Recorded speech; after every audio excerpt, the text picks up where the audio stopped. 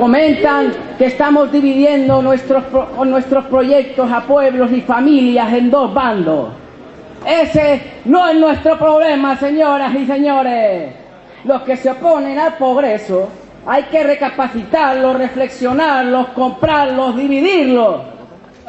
No van a truncar nuestros benditos negocios.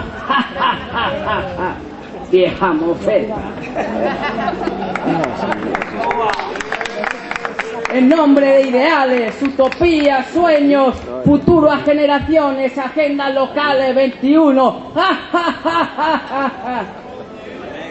Para que participen todos.